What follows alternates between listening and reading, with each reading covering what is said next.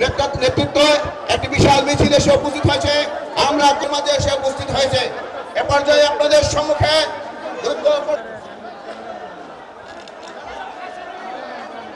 সদস্য অ্যাডভোকেট কাজী নায়েক হোসেন বাচ্চু বক্তব্য রাখছেন।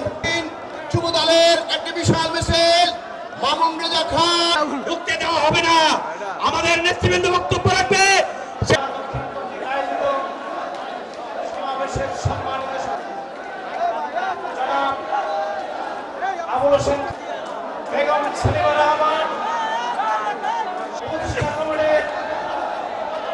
সম্মানিত সদস্য এক মিনিটের বক্তব্য। আমি যুক্তরাষ্ট্রের নিউ জার্সিতে বসবাস করি। কোন দোষরকে বাংলাদেশে রাখা চলবে না, তাদের বিচার হতে হবে। আন্দোলন করেছি 17টা বছর, আমরা আন্দোলন করেছি জনগণের ভোটের অধিকার ফিরিয়ে দেওয়ার জন্য। তাই আমরা বলেছি, আমরা এই সরকারকে বারবার বলছি, আমি এই ডক্টর ইউনূসকে বলতে চাই, আপনি একটা নোবেল নন্দিত নেতা, আপনি সারা বিশ্বের নেতা, আপনি অন্তত বুঝতে চেষ্টা করুন। আপনি জানেন এই জনতাকে জবাবদিহিমূলক সরকার না হলে কোনো সময় জনগণের আস্থা ফিরে আসে না। আজকে আপনারা বলছেন, কেউ বলছেন আমরা সংস্কার করব, তারপর নির্বাচন হবে, কেউ বলছেন স্থানীয় নির্বাচন আগে হতে হবে। কেন? আপনাদের তো স্থানীয় নির্বাচন করার কোনো দায়িত্ব নাই এবং কোনোদিন এটা করতে পারেন না। কাজেই আপনারা এটা করতে পারেন না। আপনাকে নির্বাচন দিতে হবে, সংসদ নির্বাচন, তার রোড ম্যাপ আপনাকে ঘোষণা করতে হবে।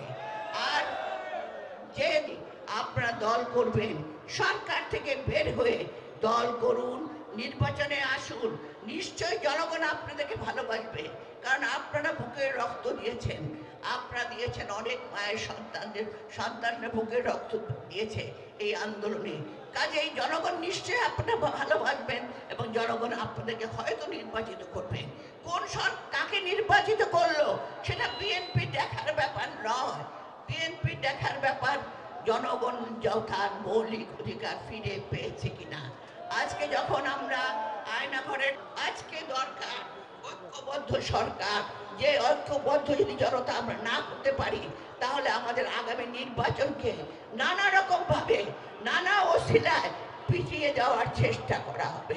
তাই আপনাদের বিভিন্ন ভাবে জনগণের সামনে তারা বিভিন্ন কথা বলছে, যে আদর্শের গুলোকে বিচ্ছিন্ন করছে। আমি বলবো, শহীদের আদর্শ ঠিক রাখতে গেলে দর্শন ঠিক রাখার জন্য, এবং যারা আজকে আমাদের বিরুদ্ধে বিভিন্ন কথা বলে জিও পলিটিক্সে আমাদেরকে হেয় করতে চায়, তাদের বিরুদ্ধে আরেকবার আমাদেরকে মাঠে নামার জন্য প্রস্তুত হতে হবে।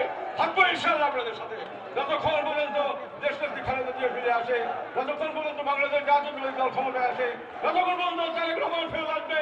আপনারা সবাই এলাকায় নিজেরা আমাদের সবাই ঐক্যবদ্ধ রাখবেন।